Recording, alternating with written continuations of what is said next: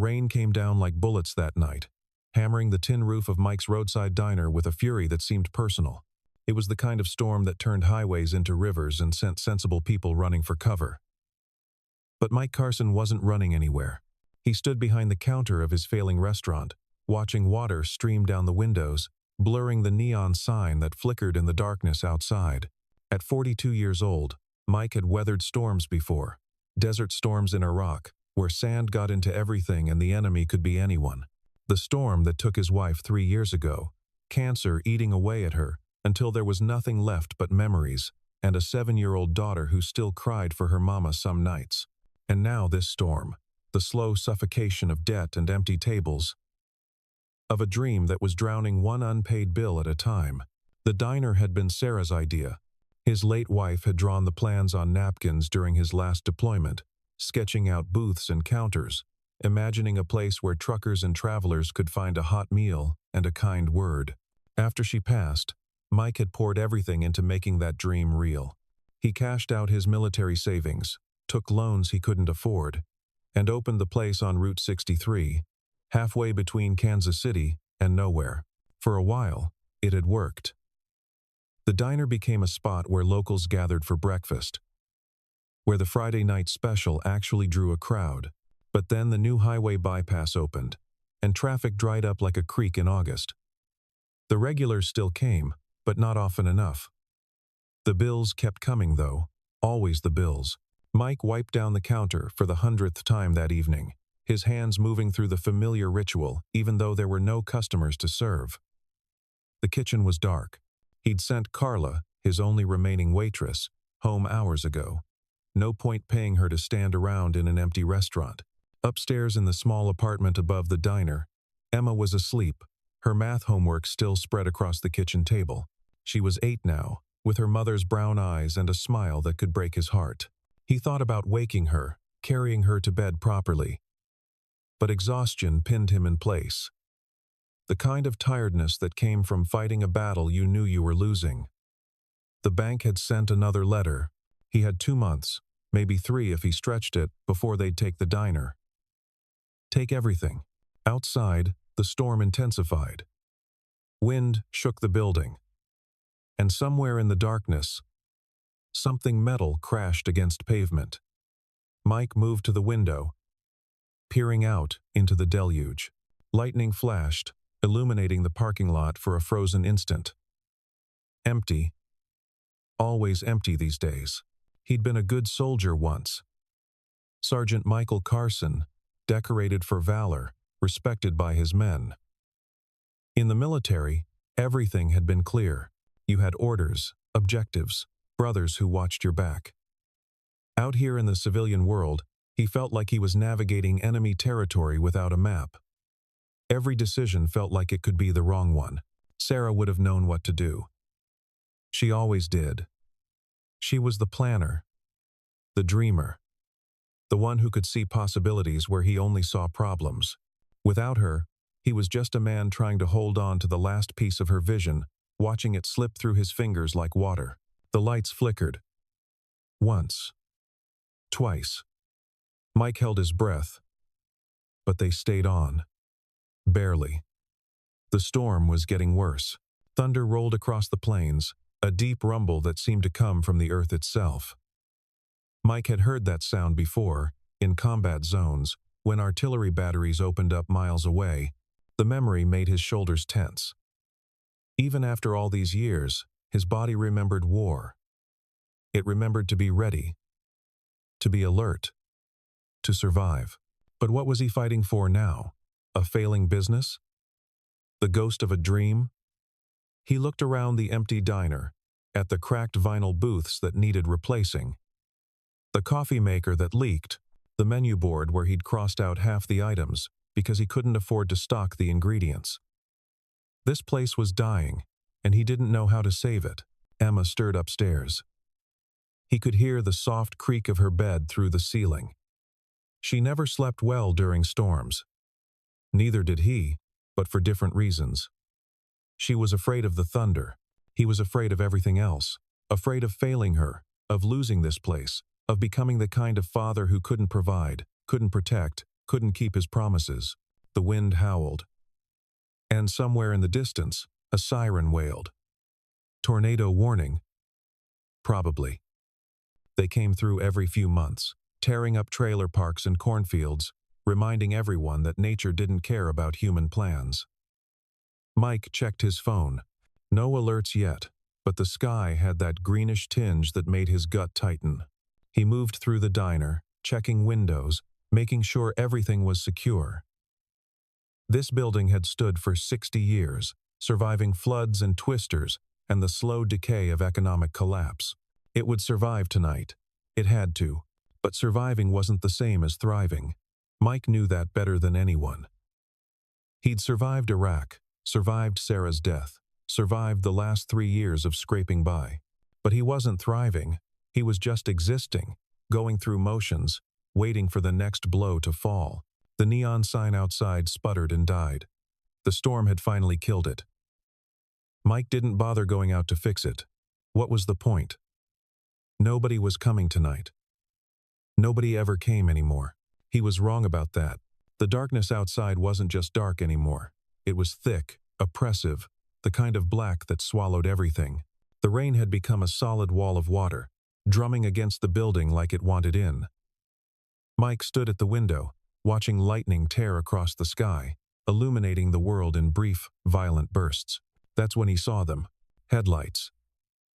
Multiple headlights, cutting through the rain like knives. At first, he thought it might be a convoy, maybe military trucks from the base up north. But as the lights got closer, he could make out shapes. Motorcycles, big ones. Judging by the deep rumble of their engines that somehow cut through the storm's roar, Mike's stomach tightened. Bikers didn't stop at his diner. They used to, back when the old highway was the main route. But not anymore. And certainly not in weather like this. But these riders were slowing down, pulling into his parking lot one by one, their bikes throwing up sheets of water as they came to a stop. 9 motorcycles. He counted them as they lined up, their headlights creating strange shadows against the diner's walls. The riders stayed mounted for a moment, like they were deciding something. Then, one by one, they dismounted and started toward the door. Even through the rain-streaked windows, Mike could see the patches on their backs. Death's heads. Wings. The unmistakable insignia of the Hells Angels Motorcycle Club. His military training kicked in automatically. Assessing threats, calculating exits, measuring distances. These weren't weekend riders playing dress-up. These were the real thing. The lead biker reached the door and pounded on it. Hard. 3 heavy thumps that made the glass rattle in its frame. Mike didn't move. His heart was hammering now, adrenaline sharpening his senses the way it used to before missions. He could see them more clearly now. Leather vests soaked through with rain. Beards dripping water. Faces hard and weathered, marked by years of road and sun and whatever else they'd seen. One of them had a scar running from his eyebrow to his jaw. Another was massive, had to be 6.5 feet tall, arms like tree trunks covered in tattoos. They pounded again. Louder this time, more insistent. Mike's hand went to his phone. He could call the sheriff. Deputy Martinez would come. Eventually, though in this weather it might take 30 minutes. 30 minutes was a long time, long enough for anything to happen. But something made him pause. Maybe it was the way they were standing there, hunched against the rain, looking less like a threat and more like 9 men who desperately needed to get out of the storm. Maybe it was the memory of other desperate men, in other storms, in places where shelter meant the difference between life and death. Or maybe it was just the bone-deep weariness of a man who had nothing left to lose. Emma was upstairs. That was the thought that cut through everything else. His daughter was 20 feet above his head, sleeping, trusting him to keep her safe. Everything he did in the next few minutes would be for her. The lead biker cupped his hands against the glass, peering in. His eyes met Mike's. For a moment, neither moved. Then the biker said something, his voice muffled by the storm and the glass. but Mike could read his lips well enough. Please. That single word decided it. Mike moved to the door. His hand rested on the lock for a heartbeat. 2. Then he turned it and pulled the door open. The storm tried to come in with them, wind and rain exploding through the opening. The 9 bikers filed in quickly, water streaming off their leather and denim, pooling on the checkered linoleum floor. They were bigger up close, filling the small diner with their presence, their bulk, the smell of wet leather and motor oil and rain. Mike stepped back, giving them room, his body instinctively positioning itself between them and the stairs to the apartment. To Emma, the lead biker pushed back his hood, revealing a face carved from hard years. Maybe 50, maybe 60. It was hard to tell. His beard was streaked with gray, and his eyes were pale blue, sharp and assessing. "Appreciate it," the man said. His voice was rough, like gravel in a cement mixer. But there was genuine gratitude in it. Storm caught us between towns. Nowhere else to go. Mike nodded slowly, his hands loose at his sides, ready for anything. I was about to close up. "We won't stay long," another biker said. This one was younger, maybe 30, with wild dark hair and nervous energy. "Just need to wait out the worst of it. Our bikes can't handle this kind of weather." The big one Mike had noticed outside moved to the window, watching the storm. He hadn't said anything yet. None of them had moved to take off their vests, and Mike noticed that now. The patches were still displayed, the colors still showing. In their world, that meant something. It was a statement. We are who we are. Take it or leave it. "Coffee," Mike heard himself say. The word came out before he'd fully decided to speak it. Several heads turned toward him. The lead biker raised an eyebrow. "You're offering us coffee?" "It's what I do," Mike said. "Run a diner. Coffee comes with the territory." Something shifted in the room. Not the threat level exactly, but the temperature. The edge came off the tension, just a little. The lead biker looked at his companions, then back at Mike. "Coffee sounds good. If you're sure." Mike was sure of exactly nothing, but he moved behind the counter anyway, his hands finding the familiar motions of making coffee. Fresh pot, strong enough to stand a spoon in, the way his army buddies used to like it. The coffee maker gurgled and hissed, filling the diner with a smell that was almost normal, almost comforting. The bikers spread out, some sitting in booths, others standing, all of them dripping water onto Mike's floor. They were quiet, watchful, clearly as uncertain about this situation as he was. But they weren't aggressive. They weren't making demands or threats. They were just 9 men getting out of a storm. The big one finally spoke, his voice surprisingly soft for his size. "You're military." It wasn't a question. Mike glanced at him, wondering how he knew. Then he realized his forearm was showing. The edge of his unit tattoo, visible below his rolled-up sleeve. 3rd Infantry Division. The old big red one. "Was," Mike said. "Long time ago. Iraq? 2 tours." The big man nodded slowly. "I did 3. Marines. Fallujah." And just like that, something else shifted. The lead biker was looking at Mike differently now, and a couple of the others were nodding. Understanding passing between them in a language that didn't need words. They weren't just a diner owner and a motorcycle club anymore. They were veterans, separated by branches and years but connected by experiences that civilians couldn't understand. Mike poured 9 cups of coffee, setting them out on the counter.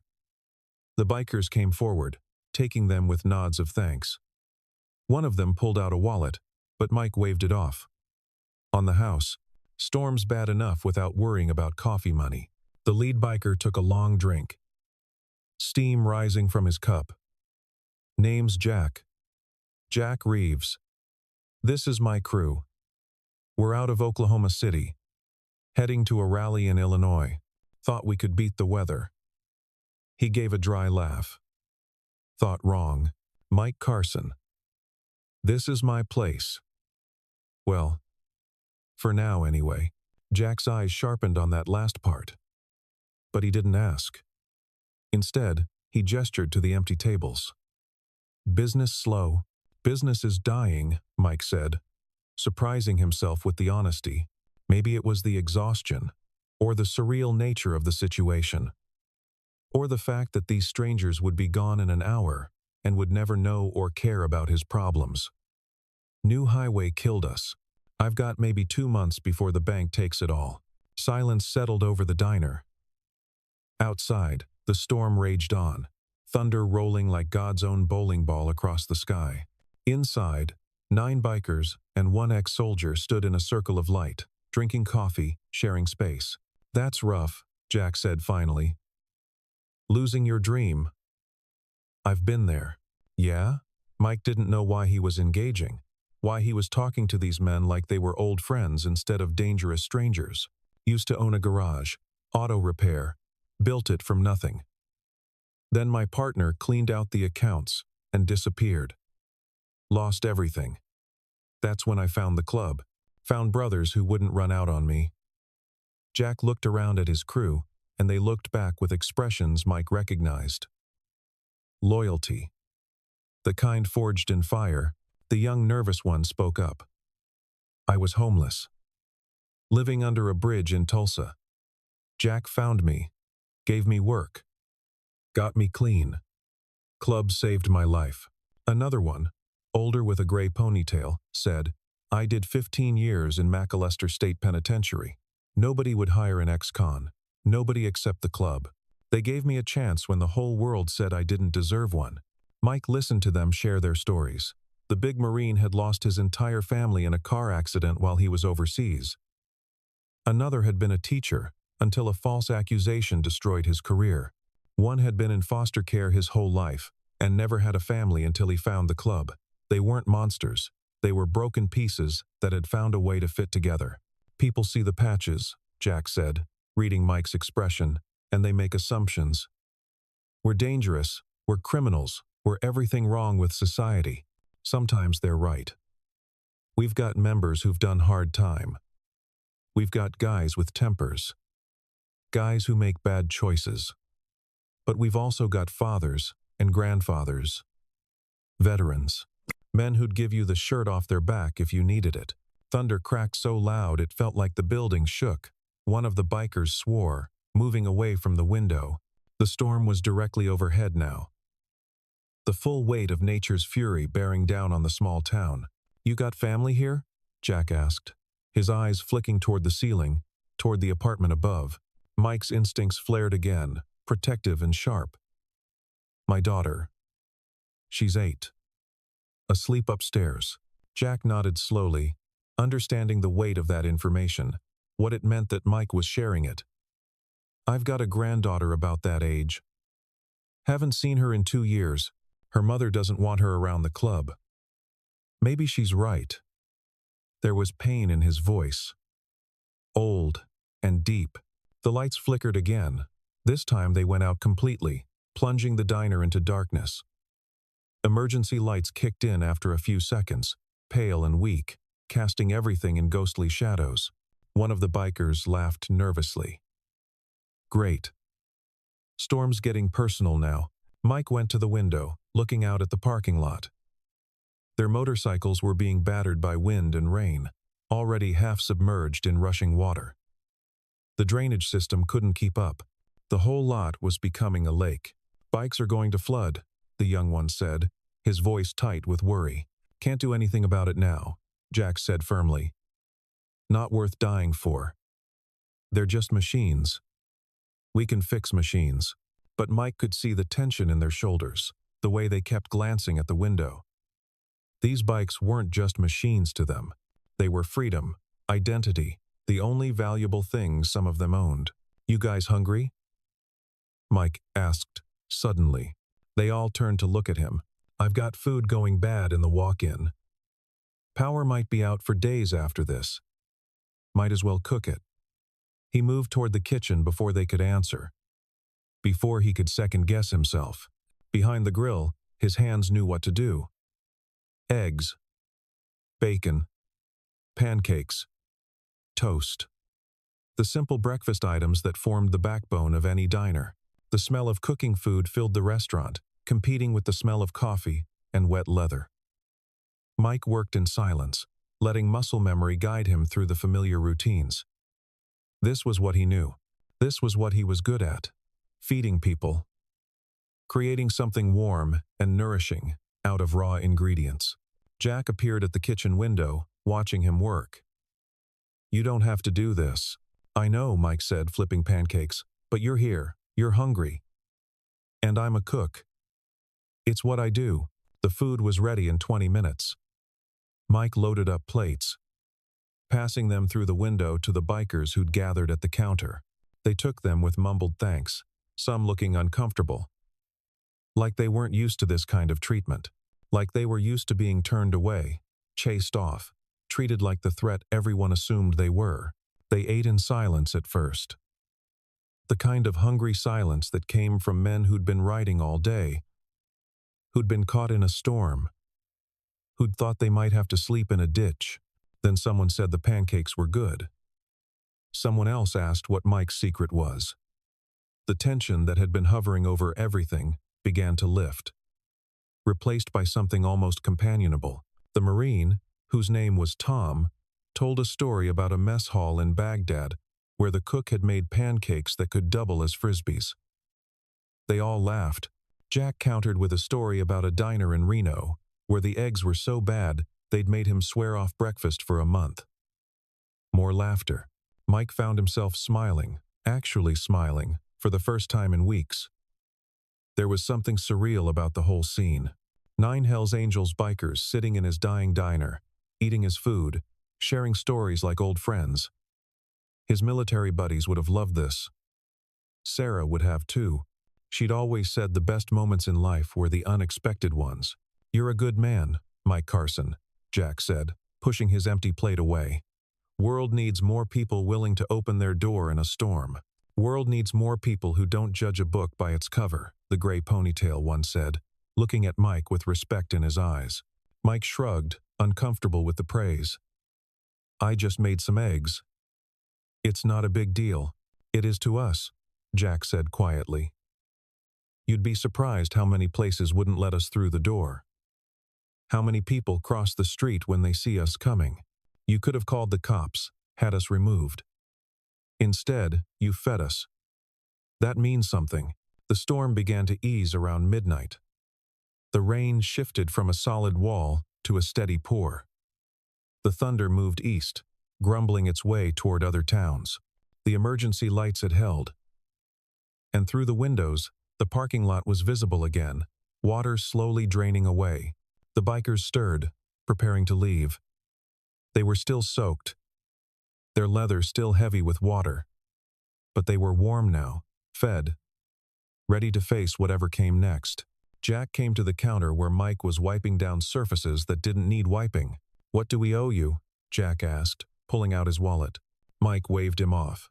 "Nothing. Like I said, food was going bad anyway." "Can't do that," Jack insisted. "You're struggling. Let us help." "You being here was help enough," Mike said, and realized he meant it. The diner had felt less empty tonight. Less like a mausoleum for a dead dream. Company's been in short supply lately. Jack studied him for a long moment, then nodded slowly. He reached into his vest and pulled out a bandana. The kind bikers used to keep sweat out of their eyes. It was black with the Hells Angels' death's head embroidered on it. He laid it on the counter between them. "Consider this a marker," Jack said. "You ever need anything, you show that to any angel you meet. Tell them Jack Reeves vouched for you. They'll help. It's our code." Mike looked at the bandana, not quite sure what to say. "I don't think I'll be running into many Hells Angels in my daily life." Jack smiled, a hard edge to it. "You never know. World's smaller than you think. Stranger things have happened." The 9 bikers filed out into the night, the storm now reduced to a drizzle. Their motorcycles started up one by one, engines roaring back to life despite the flooding they'd endured. Jack was last to leave. He paused at the door, looking back at Mike. "Thank you," he said, "for seeing us as men instead of monsters. Thank you for reminding me that kindness still exists," Mike replied. Then they were gone. Tail lights disappearing into the darkness. the sound of their engines fading, until only the rain remained. Mike stood alone in his diner, the emergency lights casting long shadows, the bandana still sitting on the counter where Jack had left it. Upstairs, Emma was still asleep, unaware that 9 Hells Angels had spent the evening in her father's restaurant, unaware that anything unusual had happened at all. Mike picked up the bandana, felt the weight of it, the meaning behind it. Then he tucked it into his pocket and began the familiar ritual of closing up. The storm had passed, morning would come, and with it, whatever came next. Dawn broke gray and uncertain over the town, washing everything in pale light that seemed almost reluctant. Mike hadn't slept. He'd spent the night in a booth, dozing fitfully, startled awake by every creak and groan of the building settling after the storm. Emma had come down around 6, still in her pajamas, rubbing sleep from her eyes. "Did something happen?" she asked, noticing the water stains on the floor, the smell of coffee that lingered. "Just the storm," Mike said, not mentioning the bikers. What would he even say? "Go get dressed for school. I'll make you breakfast." She ate cereal at the counter while he moved through the morning routine, prepping for a day he knew would be slow. The storm had knocked out power across half the county. Most people would be dealing with flooded basements and downed trees, not thinking about breakfast at a roadside diner. He was right. 9 in the morning came and went with no customers. 10 o'clock. 11. The lunch rush that never rushed anymore failed to materialize. Mike wiped down tables that hadn't been used, refilled salt shakers that were already full, checked his phone for messages that didn't come. Then Mary Beth Wilson walked in. Mary Beth ran the general store across the street and had known Mike since he'd opened the diner. She was a good woman, grandmother of 5, backbone of the local Baptist church. She also had the biggest mouth in 3 counties. When Mary Beth knew something, everyone knew it by sunset. "Mike Carson," she said, her voice carrying that particular tone that meant she had information. "Is it true?" "Is what true?" Mike asked, though his stomach was already sinking. "That you had those bikers here last night. Those Hells Angels. Betty Preston saw their motorcycles out front during the storm. She called the sheriff." Mike set down the coffee pot he'd been holding. 9 guys needed shelter from the storm. "I let them wait it out. That's all." Mary Beth's eyes went wide. "You let them in? With Emma upstairs? Mike, do you have any idea how dangerous those people are?"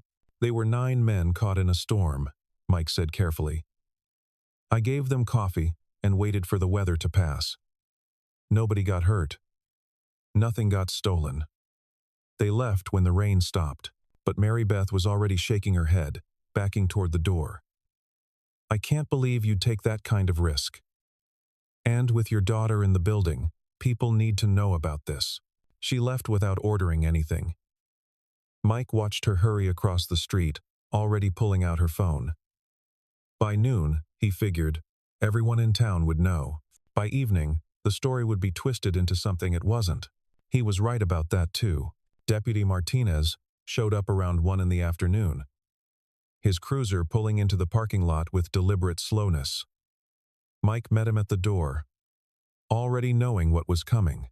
"Mike," Martinez said, his voice professional but not unfriendly. "Got a call about some activity here last night. Let me guess. Mary Beth and 3 other people. They said you were harboring members of a criminal motorcycle gang. I let some guys get out of a storm. They drank coffee. They left. That's the whole story." Martinez sighed, taking off his hat and wiping his forehead. "Look, I believe you. But you gotta understand how this looks. The Hells Angels, they're not a social club. They're on watch lists. Some chapters are involved in drug trafficking, weapons, extortion. Not saying the guys who stopped here were doing any of that. But the organization has a reputation. So do I," Mike said quietly. "Or I used to. Good soldier. Good husband. Good father. Funny how reputations can change based on one decision." "I'm not judging you," Martinez said. "But other people are. Be careful, Mike. This town's small. Talk spreads fast.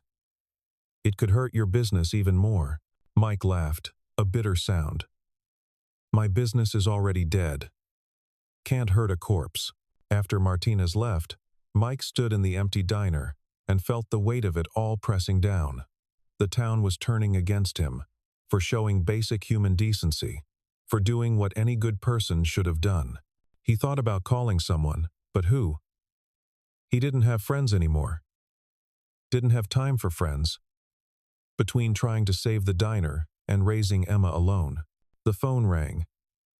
He almost didn't answer it. But old habits died hard.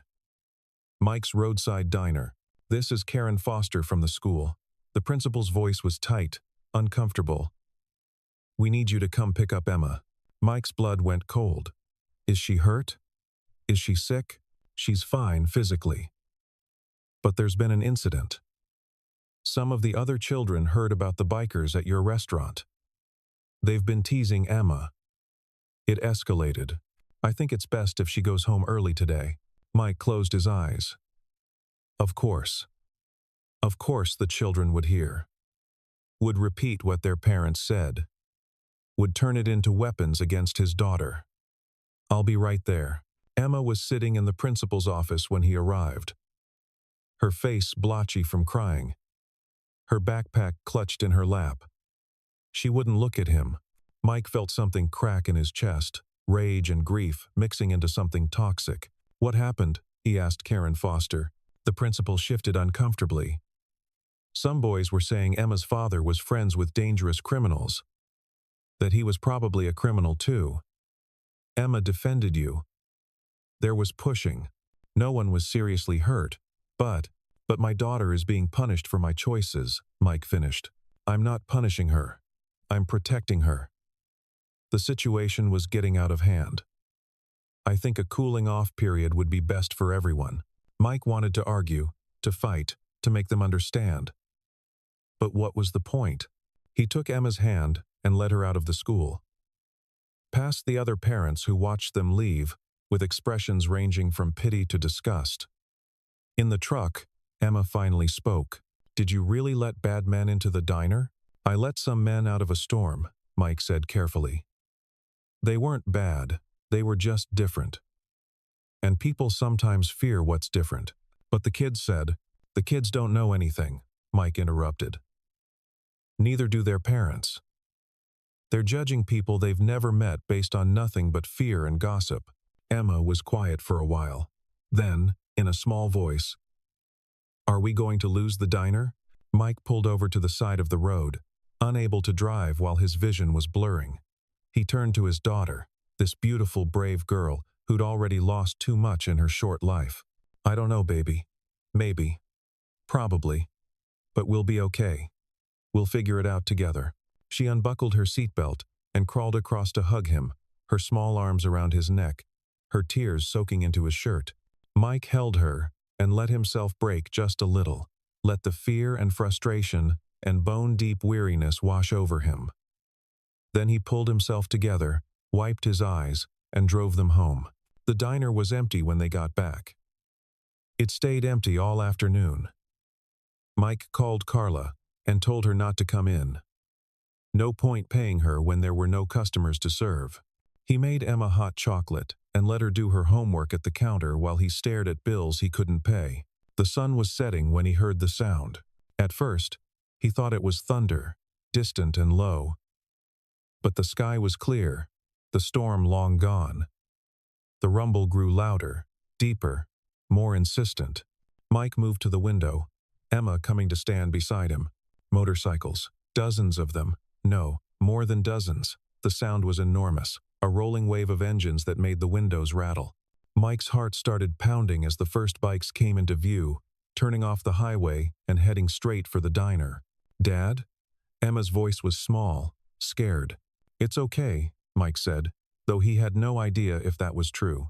The motorcycles filled the parking lot, spilling out onto the road, lining up in neat rows, one after another. Mike counted 20, then 30, then lost track. There had to be at least 100 bikes, maybe more, all of them bearing the same patches he'd seen the night before. Hell's Angels. An entire chapter, maybe multiple chapters, all converging on his failing diner in the middle of nowhere. The engines cut off, one by one, until silence fell like a blanket. Then the bikers dismounted, standing beside their machines, not moving, just watching the diner.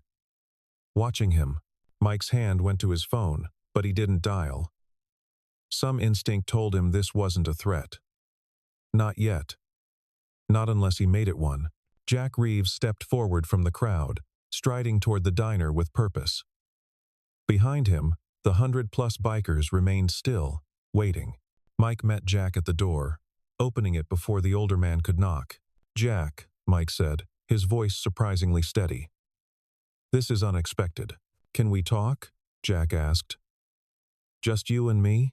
Mike glanced back at Emma, who was pressed against the far wall. Eyes huge. "Emma, go upstairs. Now." She didn't argue, running for the stairs.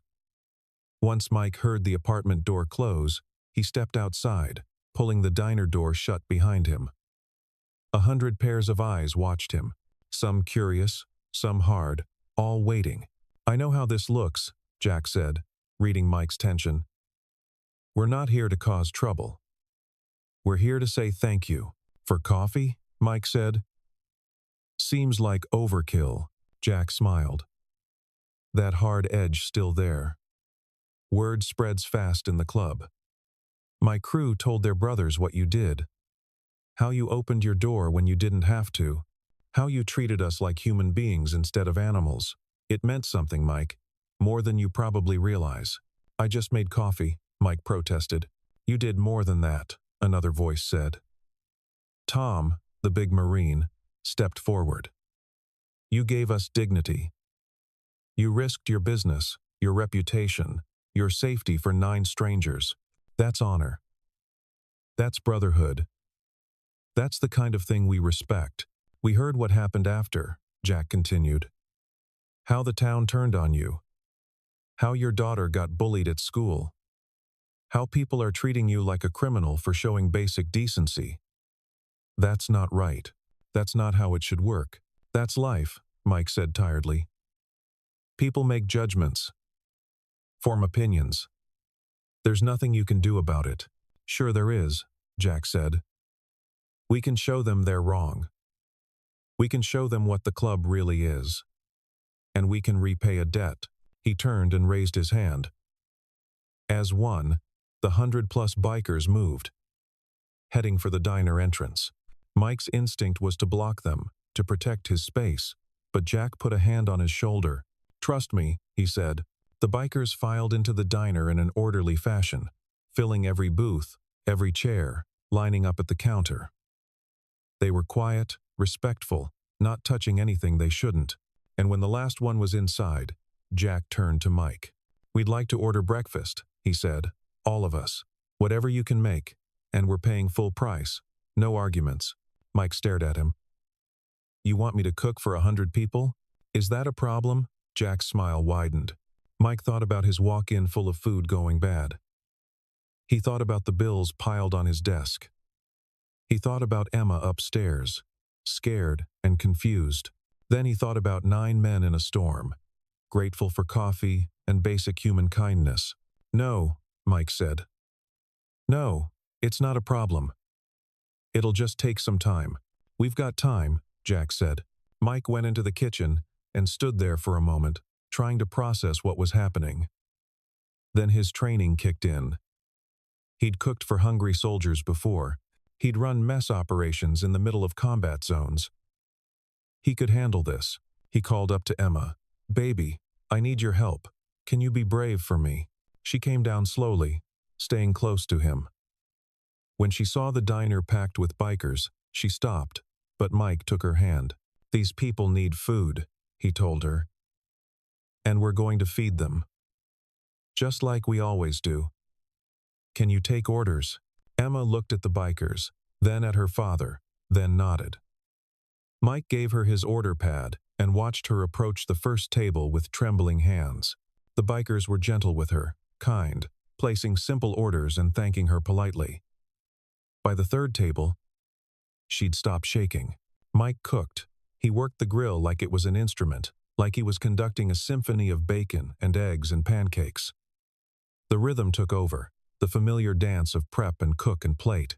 Carla showed up, drawn by the sea of motorcycles, and jumped in without being asked. Together, they kept the food flowing. The diner was loud now, full of conversation and laughter, the sound of forks on plates and coffee being poured. It sounded alive. It sounded the way Mike had always dreamed it would sound.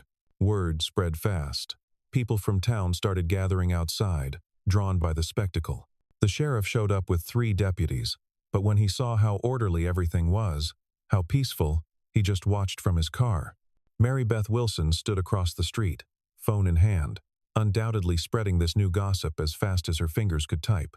The bikers ate everything Mike could make.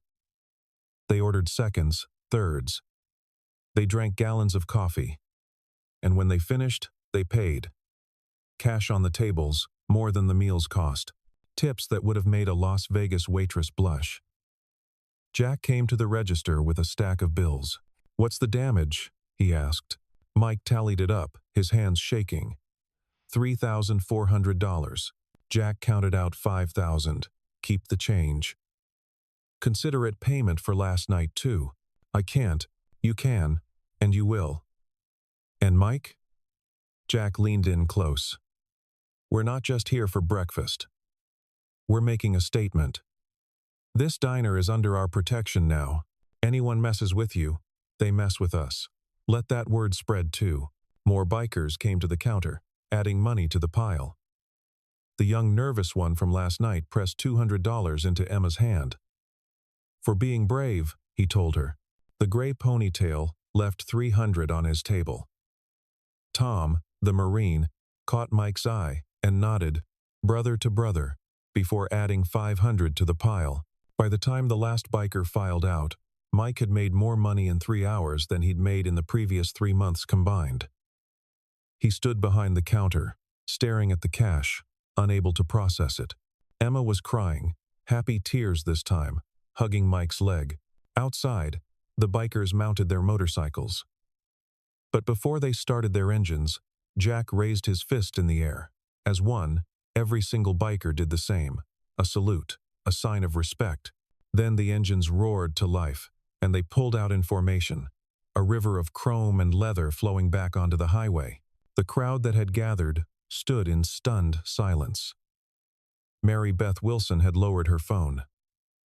Deputy Martinez was shaking his head in disbelief, and Mike, standing in the doorway of his diner with his daughter beside him, and more money than he'd seen in years sitting on his counter, felt something he hadn't felt in a long time: hope. The days that followed were strange and dreamlike. News of what happened spread far beyond the small town. A local blogger who'd been in the crowd wrote about it. Then, a newspaper picked it up. Then regional television.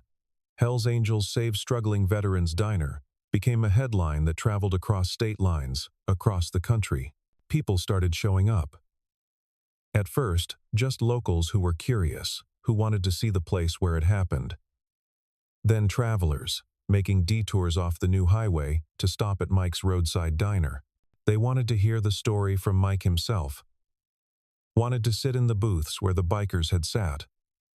Wanted to taste the food that had fed 100 members of the most notorious motorcycle club in America. Mike found himself telling the story over and over. At first, it felt uncomfortable, performative. But as he talked about that stormy night, about his decision to open the door, about the humanity he'd found beneath the leather and patches, he realized something. The story mattered, not just to him, but to everyone who heard it, because it wasn't really about bikers or diners or storms. It was about seeing people as people. It was about kindness in the face of fear.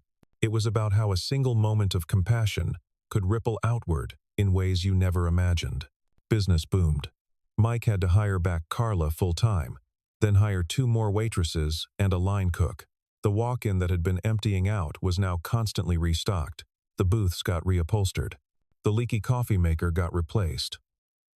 The neon sign outside got fixed, burning bright again after dark. Emma went back to school, but things were different now.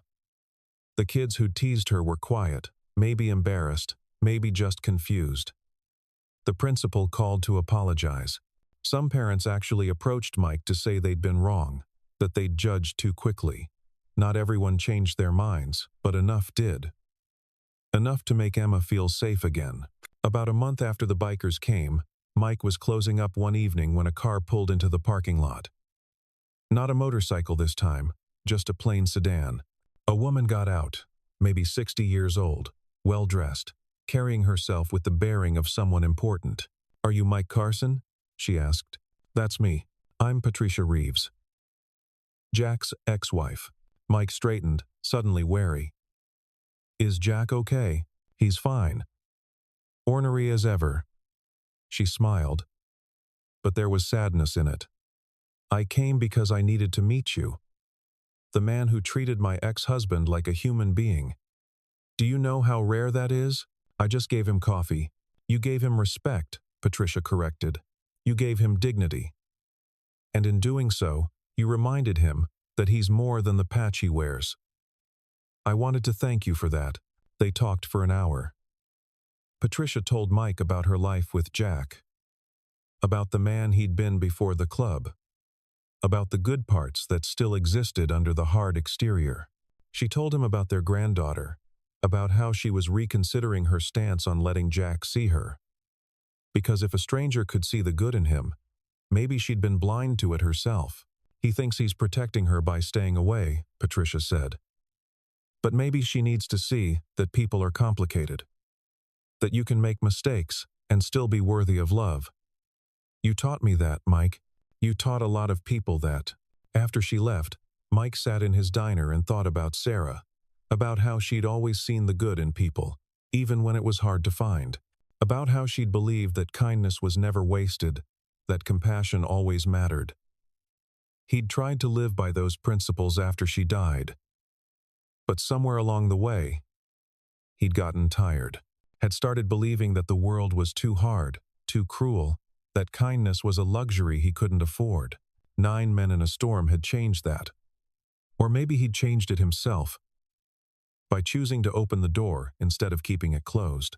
The money from that day had been enough to pay off his immediate debts and buy some breathing room. The surge in business that followed had stabilized the diner's finances. Mike wasn't rich, would never be rich, but he wasn't drowning anymore. He could pay his bills. He could plan for the future. He could give Emma the life she deserved. One evening, about 3 months after the storm, Mike was working the grill when he heard familiar sounds outside. Motorcycle engines. His heart rate picked up, but not from fear this time. More like anticipation. Jack walked in alone this time, hanging his helmet on the coat rack, like he'd done it 100 times before. He slid onto a stool at the counter and grinned at Mike. "Heard your business is doing well," he said. "Heard you have a granddaughter who's been asking about you," Mike countered. Jack's grin faltered, replaced by something softer. "Patricia told you." "She did. Are you going to see her?" "Next weekend. I'm terrified." Jack laughed, but there was real emotion in it. "What if she doesn't like me? What if I mess it up?" "You'll be fine," Mike said. "Just be yourself. Be honest. Kids can handle a lot more truth than we give them credit for." Jack nodded slowly. "I owe you, Mike. For more than just that night. You reminded me who I am underneath all this." He gestured at his vest. "Reminded me that I'm allowed to be more than one thing. You don't owe me anything, but I'll take your order if you're hungry." Jack ordered bacon and eggs, and they talked while Mike cooked. Not about anything important. Just 2 men sharing space, sharing time. When Jack left, he shook Mike's hand and held it for an extra moment. "You're a good man, Mike Carson. Don't let anyone tell you different." "You too, Jack Reeves." After that, Jack became a semi-regular, stopping by every few weeks when his route took him near the diner. Sometimes he came alone. Sometimes he brought a few club members. They always paid, always treated the staff with respect, always left good tips.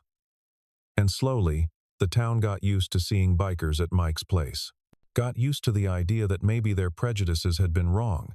Emma started high school eventually. Grew into a confident young woman who didn't judge people by their appearances. She'd learned that lesson early, watching her father feed 100 bikers who everyone else feared. She worked part-time at the diner during summers, saving for college, and when customers asked about the famous day, she told the story with pride. Mike never forgot that night. The sound of rain on the roof. The fear in his gut when he unlocked the door. The way 9 strangers had become something like friends over coffee and eggs. He kept Jack's bandana in a frame behind the counter, a reminder that kindness wasn't weakness, that compassion wasn't foolishness, that sometimes opening your door in the middle of a storm was the bravest and best thing you could do. Years later, when Emma was in college and the diner was thriving, a young hitchhiker showed up during a winter snowstorm.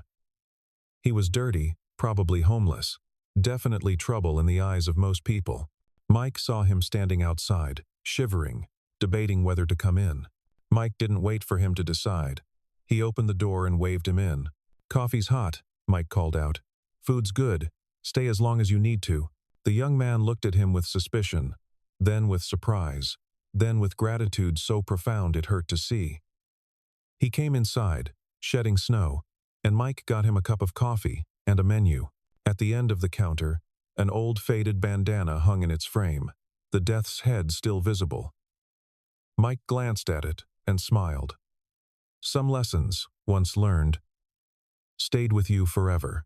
And somewhere out on the highway, engines roared through the falling snow, riders heading home, bound by codes written and unwritten, codes about loyalty and brotherhood, about protecting those who protected them, about recognizing honor when you found it, no matter where it appeared. In a small town in the Midwest, in a diner that refused to die, a single father fed strangers and found family, found purpose, found proof that the world could still surprise you, still reward you for choosing kindness over fear. The storm had passed long ago, but the warmth it left behind endured, burning bright against the darkness. A beacon for anyone who needed shelter from whatever storm they faced, and the door stayed unlocked, ready to open again.